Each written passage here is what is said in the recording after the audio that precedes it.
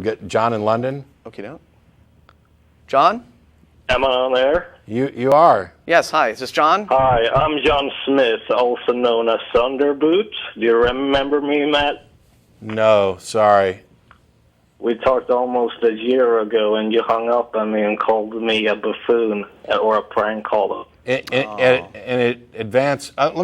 me clarify this real quick. Like for a minute ago when I was talking about Matt Slick and how he's an idiot on that particular subject, if I end up calling somebody an idiot or moron, I mean, first of all, it's not the first line of attack, but it applies to the specific context there.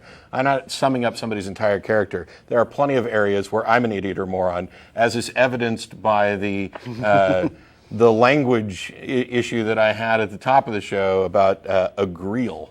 I'm an idiot there, and was clearly. There may be some possibility here that you suffer a similar fate today, because according to this, you're claiming that Mark 16:17 proves Christianity. Yes, I have proof of Christianity is accurate and correct, and I have proof of that the atheists are in fact immoral. Oh, really? Bring it. Yes, so I would like to start with the proof that atheists are immoral.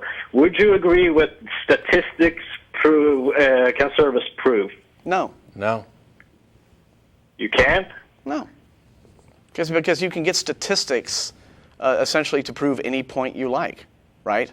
I mean, yes, one political party will take a poll saying 90% of people agree with our views, and an opposing political party will take a poll. 80% of the people think they're above average. No. You don't get, I mean, you can use statistics. This kind of statistics. In the UK prison population, recent studies have shown that 85% are atheists, approximately 85%. Okay, now hang on. First of all, we need to know where you got that study from, what the methodology was, and how that compares to the average, how many atheists are in the population, because it's inverted here with U.S. statistics in that atheists are significantly underrepresented in the prison population of the United States. So that's the thing. I don't know what you're going to... Yeah, I mean, the general U.S. population... The Jews fill around with the proof, so they only show you what they want the proof to be. It's not real. The reality shows that atheists are far more immoral than... what reality are you living in, right? Because, it's... The real world. Well, because, see, in the real world I live in, it wasn't atheists who crashed airplanes into skyscrapers. It's not atheists who have been putting on robes and screwing little boys in the ass. It's not atheists who have been doing that sort of thing. It's not atheists in Central Africa. It's not atheists in the Sudan who have been killing other atheists. It's Muslims and Christians. Just let him go. Catholics, let him go. So you're living in this little selective reality that you have constructed in your mind, but let him go. John, you present a statistic from out of nowhere saying 85% of prisoners in the UK are atheists. Okay, so what? Yeah, and you've also said that Catholics have a distorted view. They are immoral. Why?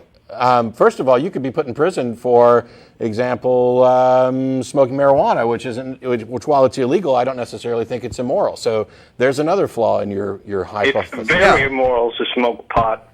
Really? How do you know? Yes. Yeah. How do you know? How do you know it's immoral? What's immoral about smoking pot?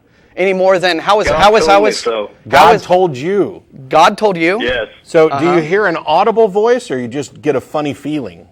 Yeah. Every time I pray to God, do you get a little tingle down there? His voice, yes, and that's how you hear I an audible, go about living my life. You actually hear an audible voice in your head. Yes, don't all Christians. Okay, I take it back. You're not a buffoon. You're insane. You're insane, and you need to go get some treatment. Yeah, you're mentally ill, because when you talk to God, it's called prayer, and when God talks back to you, it's usually called schizophrenia. It doesn't mean that I'm ill. You're right. I'm not saying it just because I disagree with you. I'm saying it because by the definition, I can say that you are ill. Okay. Yeah. Because you deny you reject the existence of God. I think this is a fake call. I think you are just. I don't think you're real. I think you're just calling to make stuff up so you can hear yourself talk in the air. I don't think for a second, because you haven't gotten anywhere near Mark 16. And by the way, How could you? I could get to that point if you let me. Well, I'm not going to let you. I have a much shorter show and a lot of people calling, and there is no way that a verse in the Bible could prove that Christianity is true. If you don't understand that, go Google circular reasoning. Because hang on. It says go that the Google. blessed will survive deadly poisons. Yes. And I know the blessed ones that survive deadly poisons. Okay, fine. Let me finish. First of all, go Google circular reasoning. Second of all, you should look because Mark 16, 9 through 20 isn't in the oldest and best manuscripts of Mark. It's generally considered to be a forgery. And if you have evidence of people being able to handle snakes without dying and drink poison and whatever else, they can win $1 million prize from the James Randi Educational Foundation for demonstrating supernatural prowess. But in any case, even if they can, it doesn't prove that the cause of their ability to drink those poisons and not die is God or Christianity. Because in that case, you would have a correlation and not a causation. Bye.